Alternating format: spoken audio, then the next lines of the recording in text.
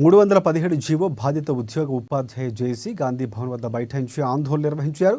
సంబంధం లేని జిల్లాల్లో పోస్టింగ్ ఇవ్వడంతో స్థానికత కోల్పోయి కుటుంబాలకు దూరంగా ఉంటున్నామంటూ ఆవేదన వ్యక్తం చేశారు. అయితే కాంగ్రెస్ పార్టీ మేనిఫెస్టోలో పొందుపరిచిన 317 జీవో పరిష్కారం చేసి తమకు న్యాయం చేయాలంటూ డిమాండ్ చేశారు. కేబినెట్ సబ్ కమిటీతో ప్రభుత్వం కాలయాపన చేస్తుందన్నారు. గాంధీ భవన్ నుంచి మరింత సమాచారాన్ని ఈ అంశానికి సంబంధించి మా ప్రతినిధి హరీష్ అందిస్తారు. గాంధీ భవన్ ముందు 317 బాధితులంతా కూడా ధర్నా చేస్తున్నారు, ఆందోళన చేస్తున్న, నిరసనలు చేస్తున్న సిచ్యువేషన్స్ అయితే కనిపిస్తున్నాయి.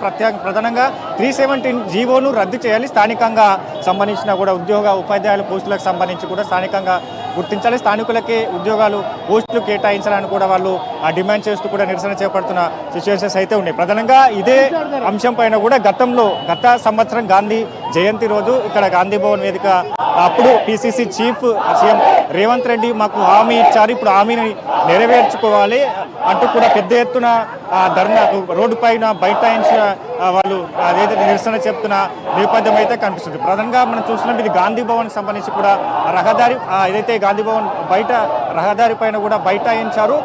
వి వాంట్ జస్టిస్ అంటూ కూడా నినాదాలు చేస్తున్న నేపథ్యం ఉంది. సీఎం దీనిపైన కూడా తక్షణమే స్పందించాలి, 317 జీవోకి సంబంధించి కూడా కట్టుబడి ఉండాలి, రద్దు చేయాలని కూడా వాళ్ళు ఏదైతే డిమాండ్ చేస్తున్న సిచ్యువేషన్స్ అయితే కనిపిస్తున్నాయి. ఇక ఉదయం నుంచి కూడా ఇదే సిచ్యువేషన్ అయితే ఉన్నాయి, రోడ్డు పైన బైఠాయించారు. మాకు ఏదైతే 317 వద్దను రద్దు చేస్తూ మాకు న్యాయం చేసేంత వరకు కూడా ఇక్కడే బైఠాయిస్తామని కూడా వాళ్ళు ఏదైతే నిరసన చేస్తున్న సిచ్యువేషన్స్ అయితే ఉన్నాయి. వాళ్ళకి సంబంధించి కూడా ఇక్కడ పోలీసులు వాళ్ళని కట్టడి చేస్తున్న సిచ్యువేషన్స్ అయితే కనిపిస్తున్నాయి. ప్రధానంగా 317 జీవోకి సంబంధించి రద్దు చేయాలి, ఆ జీవోని రద్దు చేస్తే స్థానికంగా ఉపాధ్యాయుల పోస్టులకు సంబంధించి కావచ్చు స్థానికంగా ఆధారంగానే కేటాయింపులు జరగాలని కూడా వాళ్ళు డిమాండ్ చేస్తున్నారు. దీంతో ఇప్పటికే దాదాపుగా 40 మందికి పైగా కూడా బాధితులు చనిపోయారు. ఇక ఇప్పుడు సంబంధించి కూడా ఈ 317 జీ వాళ్ళు డిమాండ్ చేస్తున్న సిచ్యువేషన్ అయితే కనిపిస్తున్నాయి. ఇక ప్రధానంగా మొత్తం అంటే రోడ్లపైన బైఠాయించి కూడా నినాదాలు చేస్తున్న సిచ్యువేషన్స్ అయితే కనిపిస్తున్నాయి. ప్రధానంగా మనతో పాటు కొంతమంది 317 బాధితులు ఉన్నారు, వాళ్ళతో మాట్లాడించే ప్రయత్నం చేస్తాను. మీ డిమాండ్స్ ఏంటి ప్రధానంగా?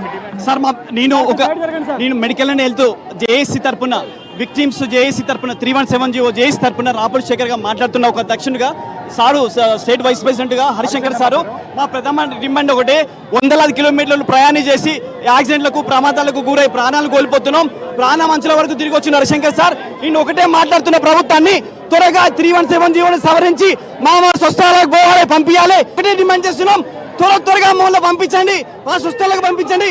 మా పిల్లలు మేము చలో 60 లక్షలు అంటున్నాం. గత ప్రభుత్వంలో చేసినటువంటి చీకటి జీవో వల్ల ఈ రోజు మేము ఇంకా ఇబ్బంది పడుతున్నాం. గత ప్రభుత్వాన్ని గద్దె దింపినాం. ఈ రోజు మాకు ఈ ప్రభుత్వంలో ఈ కరెక్షన్ చేయకపోయినట్టే ఈ ప్రభుత్వానికి అదే గద్దె పడుతుందాం మేము తీవ్రంగా పరిగణిస్తున్నాం. Medical and JAC 317 GO victims అంతా మాట్లాడుతున్నాం. రాపూర్ శేఖర్ రైట్. ప్రధానంగా 317 జీవోతో కూడా ఇప్పటికే నష్టపోయాం, సుదూర ప్రాంతాలకు సంబంధించి కూడా వాళ్ళు ప్రయాణం చేయలేకపోతున్నాం.